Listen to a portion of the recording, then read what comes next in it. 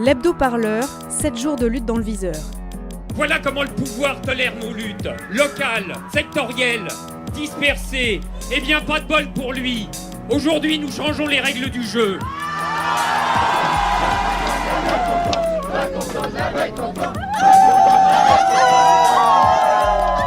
J'aimerais bien qu'on commence à me considérer en tant que tel. Radio Parleur, le son de toutes les luttes. Cette semaine, dans l'hebdo-parleur, 3 entretiens, 3 témoignages, 3 histoires. La pensée d'un féminisme qui lutte pour toutes les femmes. Sur le terrain, un tour de France, des ronds-points pour vivre et comprendre la colère des Gilets jaunes. Et au Moyen-Orient, en Syrie, l'espoir de la révolution, l'enfer des prisons de Bachar el-Assad.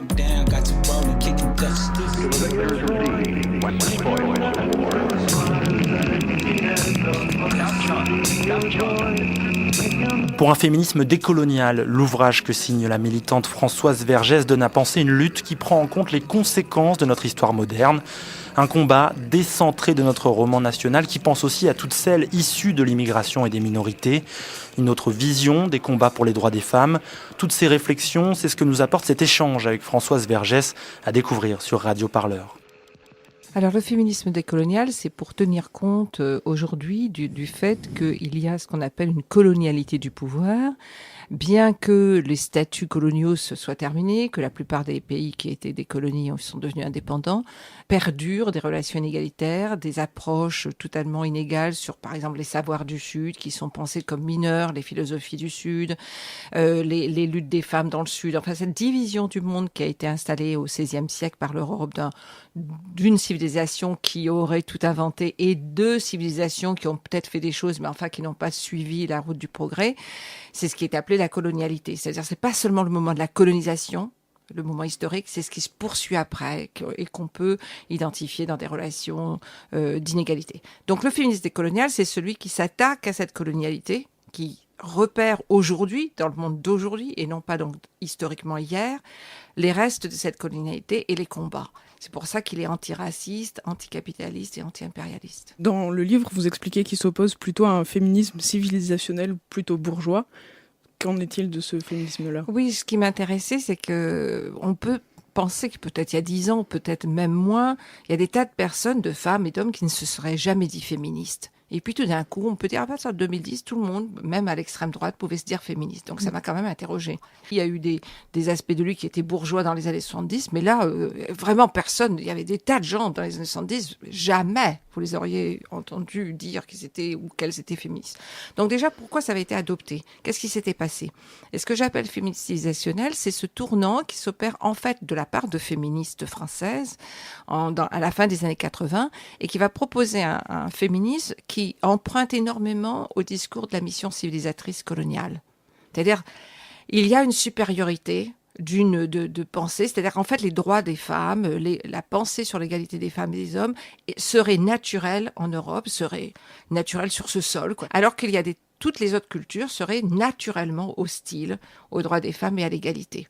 Et ce féminisme, donc je l'appelle civilisationnel plutôt que simplement blanc-bourgeois parce que, en fait, il est vraiment global. Il a été adopté par des institutions internationales, par des grandes banques, par tout le monde du business et même aussi par des femmes dans le Sud global. Vous ouvrez votre livre sur la lutte menée par 45 femmes de ménage employées par la société de nettoyage Honnête en janvier 2018. Cette lutte est assez similaire à celle du Holiday Inn de Clichy dont on a parlé sur Radio Parleur. Ces femmes ont organisé une grève collective pour que soit reconnu leur statut précaire et leurs difficultés au travail. Elles exigeaient par exemple la fin du paiement à la tâche et puis l'internalisation de leur travail et de leur contrat dans les hôtels. En quoi ces luttes incarnent-elles le féminisme décolonial ?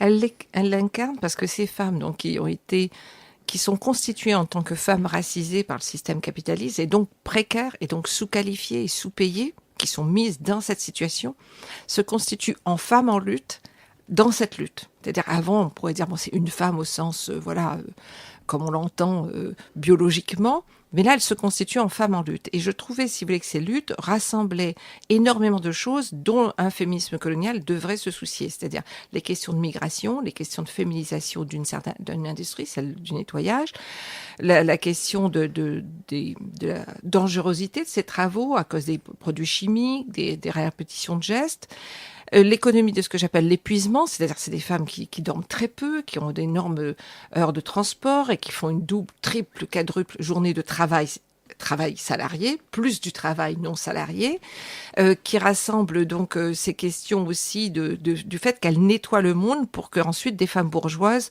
puissent avoir des discours sur les droits des femmes ou sur le droit d'être importunées. Donc ce travail totalement invisibilisé, mais totalement nécessaire au fonctionnement du monde aujourd'hui. Parce qu'elle nettoie notamment, les premiers clients de cette industrie de nettoyage sont les bureaux. Donc c'est pour que ça fonctionne tous les jours, les banquiers, les assureurs, les employés du digital economy, souvent donc des hommes, etc., il faut que ça ait été nettoyé par des femmes tard le soir ou très tôt le matin. Donc ce travail absolument nécessaire, mais absolument aussi invisibilisé et totalement sous-qualifié. Sortez la question du travail dit domestique, du travail de nettoyage, de simplement de l'espace dit domestique, à l'intérieur des rapports de production sexualisés et racialisés. L'hebdo-parleur, 7 jours de lutte dans le viseur. Il se nomme Ludo, il est chauffeur poids lourd et depuis plusieurs mois il s'est lancé dans un voyage, un tour de France des ronds-points tenu par les Gilets jaunes. Cette expérience, il la raconte en vidéo sur sa chaîne YouTube Sanglier jaune. Pour Radio Parleur, il a accepté de revenir sur cette expérience et sur les enseignements qu'il en tire, un témoignage direct depuis le cœur même du mouvement Gilets jaunes. Ce mouvement, je l'ai vu émerger, je l'ai vu arriver. Moi, j'étais un peu surpris, même si j'avais envie d'agir dès le départ, j'étais un peu surpris parce que j'étais pas sur Facebook, j'étais pas sur les réseaux sociaux, donc je me suis pas rendu compte avant de l'ampleur que ça allait avoir. Et une fois qu'il a démarré et tout ça, j'ai beaucoup observé. Le premier mois et demi, j'ai passé tout mon temps libre à m'informer sur Internet, YouTube. Par moi-même évidemment, je suis allé voir les Gilets jaunes sur les ronds-points autour de chez moi et tout pour vraiment comprendre. Et moi j'avais à cœur de me rendre compte, est-ce que ce mouvement est capable de vraiment évoluer ou est-ce que c'est encore une caste de gens qui râlent certainement pour des bonnes raisons mais restent dans leur monde. Un coup c'est la RATP qui râle pour la RATP, un coup c'est les aéroports qui râlent pour leur monde à eux, etc., etc. Là j'ai senti qu'il y avait quelque chose de nouveau. Parce que ce mouvement, c'était vraiment des gens qui venaient de partout. Pour la plupart, c'était la première fois qu'ils manifestaient, qu'ils sortaient dans la rue comme ça. Et j'ai tout de suite vu la possibilité de ce mouvement d'évoluer, quoi, grâce notamment au RIC qui est arrivé assez rapidement. Le RIC, c'est le référendum d'initiative citoyenne. Une des revendications des Gilets jaunes. Bien sûr, qui est devenu, au fur et à mesure, la revendication quasiment phare. Enfin, il y en a 3 maintenant qui s'en dégagent.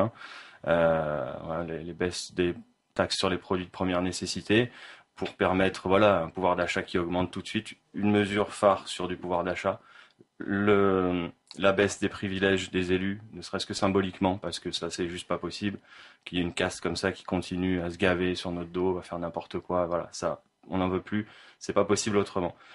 Et l'institution d'un référendum d'initiative citoyenne pour que le peuple puisse avoir les moyens d'intervenir dans sa propre vie politique. Sans ces 3 choses-là, c'est même pas la peine de discuter, on discute pas, le mouvement discutera pas. Et alors pourquoi justement avoir choisi de faire un tour de France ? Alors j'avais envie de trouver une idée originale, ça me paraissait important que chacun arrive à s'approprier ce mouvement en fait, et à trouver quelque chose qui lui corresponde, et à mettre un petit peu ses envies, ses qualités en avant, au bénéfice du mouvement, pas forcément suivre. Comme je l'ai dit au départ dans mes premières vidéos, c'est vrai que manifester, c'était pas mon truc. Ça m'a jamais amusé d'être là avec des panneaux. Je trouvais ça un peu con même. Donc, c'était pas mon truc. Je me voyais pas faire ça. Rester sur un rond-point la nuit et tout ça pour combattre un gouvernement, je trouvais pas trop de sens. Donc, ceci dit, j'ai compris un peu depuis. Il y a des choses que j'ai compris quand même. Mais j'avais envie de trouver quelque chose à faire. Je m'étais dit je vais pas rester sur un point. Moi, ce que j'ai envie de faire, c'est de voir ce qui se passe dans mon pays pour de vrai. Je fais plus confiance aux médias, aux grands médias. Je fais plus confiance à l'information qu'on me donne. Je vais aller la chercher moi-même, en fait. Est-ce que avant ça, tu étais engagé politiquement ou dans des associations ou est-ce que tu militais ? Non, j'ai pas du tout passé d'activiste de quoi que ce soit. C'était de la réflexion de mon côté, pas plus que ça. Il y a encore 5 ou 6 ans en arrière, j'avais du mal à définir la gauche et la droite. Parce qu'en fait, je suis dans cette génération où j'ai quand même, à 17 ans, j'étais à fond, il faut voter, puis je me suis rendu compte qu'en fait j'avais aucun pouvoir en votant et que voter c'était pas quelque chose qui me permettait d'être utile en fait, parce que quand je vote pour quelqu'un j'ai la sensation de lui donner tous les pouvoirs et d'avoir aucun contrôle sur ce qu'il fait, et ça me plaît pas, ça me va pas. Donc non, c'est vraiment le fait de me dire que là on a la chance de s'attaquer en fait aux causes du problème, pas aux conséquences. Arrêter de demander des doléances à un gouvernement et s'attaquer nous-mêmes aux causes du problème. C'est ce que j'ai perçu comme vrai potentiel de ce mouvement. De plus en plus, c'est ce qui ressort. C'est ce qu'on voit de plus en plus quand on le regarde vraiment. Quand moi je vois des plombiers, des artisans, des agriculteurs dans leurs champs ou sur des ronds-points qui commencent à me parler de constitution et qui s'entraînent à réécrire la constitution dans ce qu'ils ont appelé donc des ateliers constituants, c'est assez incroyable quand même. C'est des gens qui pensaient jamais faire ça de leur vie, pour beaucoup. Et en fait, en commençant à le faire, en s'entraînant à le faire, ils se rendent compte qu'ils sont capables de le faire. Et que collectivement, il y a des choses très positives qui sortent. Et ça, c'est des processus assez incroyables, qui c'est en train de se passer en ce moment dans notre pays. Se mobiliser, lutter dans la rue et ailleurs, c'est une expérience qu'a vécue Mohamed. En 2011, après presque un demi-siècle de silence, le peuple syrien se soulève contre son dictateur Bachar el-Assad. Une vague d'espoir suivie d'une guerre interminable et sanglante. 6 ans déjà que la Syrie se déchire. 6 ans aussi que ceux et celles qui ont osé élever la voix payent le prix dans leur chair. Plus de 5 millions de Syriens sont aujourd'hui réfugiés, loin de leur pays. Mohamed est de ceux-là. Il vit maintenant en France, à Toulouse, réfugié politique. Il raconte son histoire dans un témoignage exceptionnel de l'espoir de la révolution aux prisons et à la torture du régime. Et quand je suis sorti de la fac, il y a 2 personnes, je les connaissais pas. Elle m'a dit, ah oui, t'es Mohamed? Oui. Qu'est-ce qu'il y a? Elle m'a dit, tu viens avec nous sans rien dire. Sinon, on va te tuer, là. Donc, d'accord, mais qui étiez-vous? Ils m'ont tiré comme ça par les mains. Ils m'ont dit, tu viens avec nous ou on va te tuer.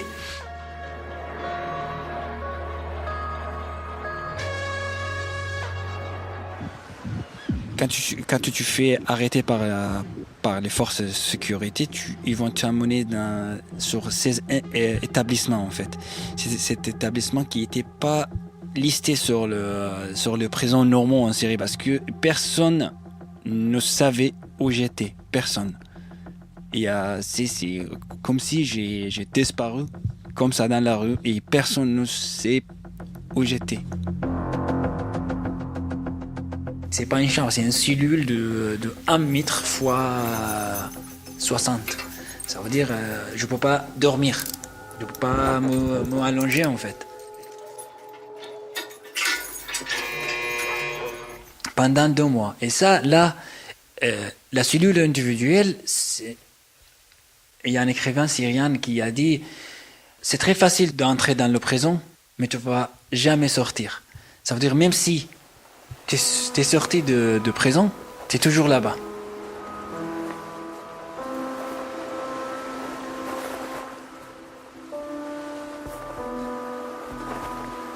Tu entends les voix des autres qui étaient torturés.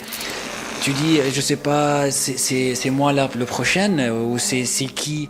Les hommes pleuraient, les hommes qui prient les gardiens de arrêter, frapper. Et ça, 24 heures, comme on dit, non-stop. 24 heures, toujours comme ça. Parce que c'est son stratégie, de presser la personne psychologiquement pour dire ce qu'ils veulent. Tu entends les autres torturer, et dès que tu es la prochaine, ou tu es le prochain, tu as une image. Qu'est-ce qui t'attend en fait? Donc tu vas dire oui, t'as fait ça, oui, j'ai fait ça, mais t'as rien fait, mais tu dis ça juste pour éviter la fête de torture. Dans le prison syrien, ils s'appellent ok, aujourd'hui on a fête de torture. Et ça, ils peuvent le faire par exemple avec n'importe qui. Les gardiens, peut-être, ils parient pour est-ce que tu peux frapper, je sais pas qui, pendant 1 heure. Ils parient pour ça. Ils le font. Et il y a beaucoup des hommes, des femmes qui étaient mortes dans la prison en cause de torture. Parce que il n'y a pas un contrôle contre eux. Ils ne sont pas jugés. Ils peuvent faire ce qu'ils veulent.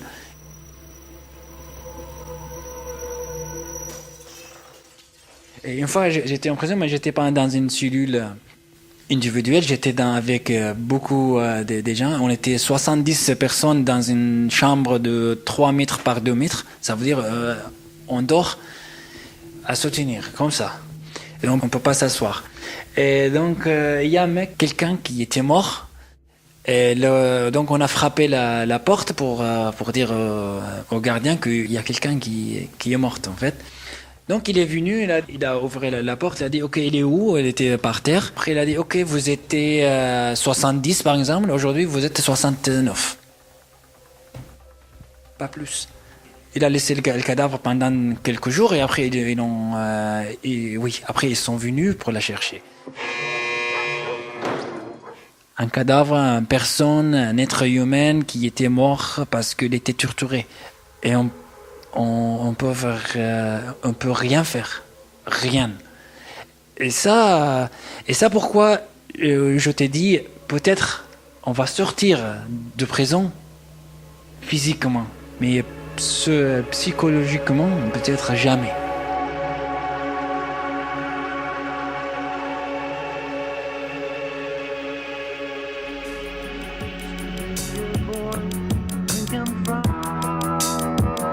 De la France à la Syrie, des gilets jaunes au féminisme et au témoignage de la torture, un hebdo-parleur témoin de toutes les luttes et des entretiens que vous retrouvez en intégralité sur notre site radioparleur.net.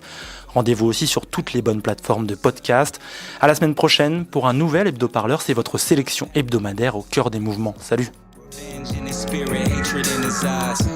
Reaper in this desert taking killers' lives. Take a man pride, watch that man cry. So he can't live again till that man dies. Said he was in love in his past life. Till a bad bitch turned his heart to cacti. Used to be a boy, now